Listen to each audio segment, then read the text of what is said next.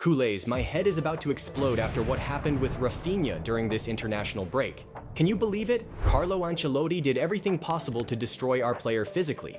I will find you, and I will kill you. And meanwhile, Real Madrid, they were just chilling at home. Vinicius, Rodrigo, Militão, all in Madrid, feet up, resting. And Raphinha? He had to fly across the Atlantic, play games that meant absolutely nothing, because Brazil had already qualified for the 2026 World Cup. For what? Just so Ancelotti could keep his undefeated coach status? Pure selfishness. And then this circus in El Alto, 4,100 meters above sea level, freezing cold, hostile atmosphere. And for what? To step onto the pitch and suffer thanks to a VAR-invented penalty. Raphinha himself said after the game, "They forced us to play at 4,000 meters, and then the referee invented a penalty. It's a joke." Culés, this is a real scandal. Raphinha comes back exhausted, broken, after transatlantic flights, jet lag, 2 meaningless games in brutal conditions, and now, can you imagine, he has to prepare for Valencia and the Champions League. Shut the fuck up. And you know what makes me the angriest? That our club doesn't have the power in the offices to protect its own players. Ancelotti plays his game, Madrid players rest, and Barça gets back a drained Raphinha. Culés, what do you think? Is this just bad luck, or is it double standards? Drop your comments below, because honestly, I can't stay silent. This smells like a massive injustice. And we've got some really exciting news. Thiago Alcântara is coming back to Barcelona, not as a player this time, but as part of Hansi Flick's staff. And this isn't just a rumor. It's something Flick himself asked for. On Monday, Thiago was already spotted at Ciutat Esportiva Joan Gamper, and yesterday he was there again. He hasn't stepped on the pitch in full gear yet because he is still finalizing his contract with the club. And get this, he wants the deal to be super flexible so he can still balance his family life and other commitments. His role is gonna be crucial. Thiago will act as the bridge between Flick and the players, just like he already did at the start of last season. On top of that, he'll be keeping a very close eye on our youngsters, helping them integrate and take that next big step in their careers. And who better than him? He went through La Masia, spent 4 seasons in the first team, and knows exactly what it takes to climb every rung of the leader.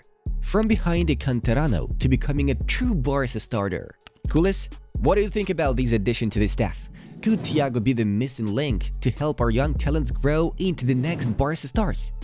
And how much longer do we have to wait? Once again, the return to the Spotify Camp Nou has been delayed.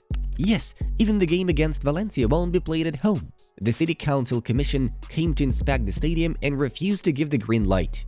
Can you believe it? 2 years of reconstruction and we are still playing in exile.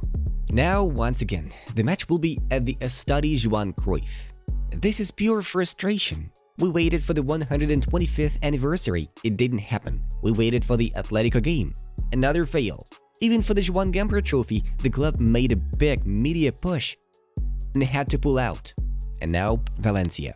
And think about this.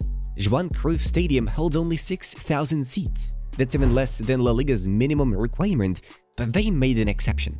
We are Barça, and we are playing in a ground that doesn't even meet the basic standards. Culés, that hurts. 2 whole seasons as exiles at Montjuic, and all the hope was on September to finally come home. And now we wait again, and even when we do return, it'll only be with 27,000 seats, no more.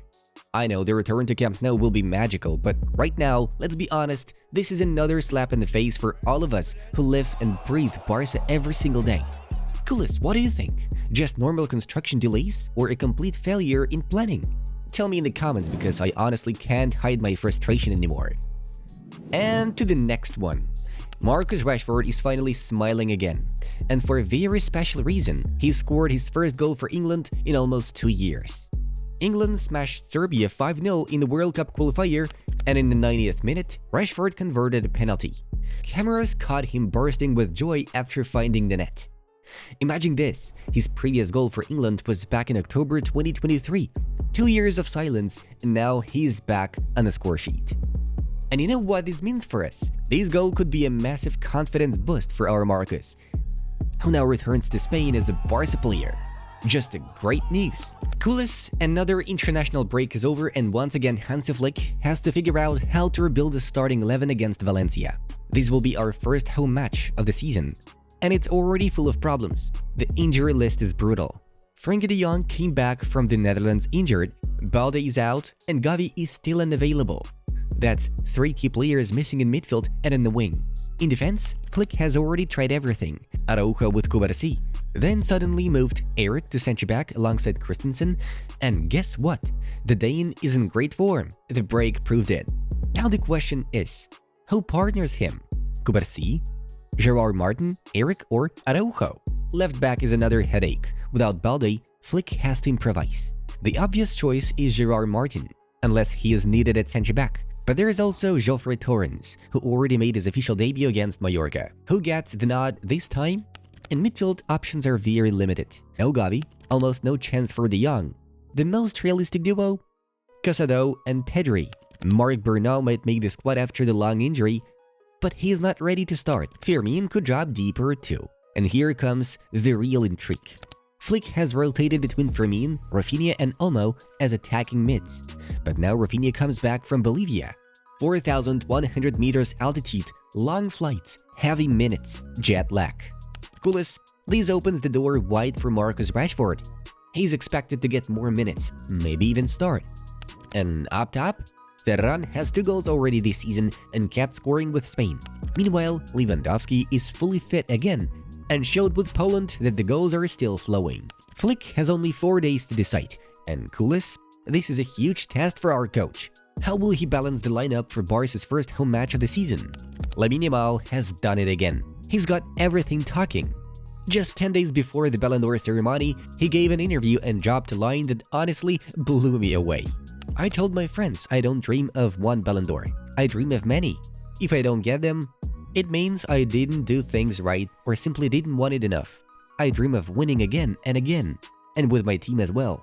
Can you imagine hearing these words from a kid who only just turned 18? And yet, he is already one of the main favorites for the award, alongside Dembélé, Pedri, Vitinha, Hakimi, Mbappe, and other world-class stars. If Lamine wins the Ballon d'Or, he'll become the youngest player in history to do so, and we'll all be able to say, yes, we saw it from the very beginning. Coolest, this isn't just ambition, it's the mentality of a future legend. The only question is the world ready to recognize Yamal as the best already? And some Barca bloggers have already found proof that it's Yamal who won the vote. Since one of the hosts of the ceremony, Ruud Gullit, for some reason posted an Instagram story with Lamine. Who knows, maybe there is something to it. That's all for today's update. What a roller coaster, right? From the Raphinha scandal to Thiago's return, the endless Camp Nou delays, Rashford's first days in 2 years, and Lamine's dream of winning many Ballon d'Ors. This club never stops giving us emotions. If you want to follow every single Barca story in real time, download the Barcelona Live app. You'll find the link in the pinned comment. And do not forget, smash that like button, drop your thoughts in the comments. I really want to hear what you coolest think about all these madness. And of course, subscribe so you won't miss the next update. Visca el Barça. Bye bye.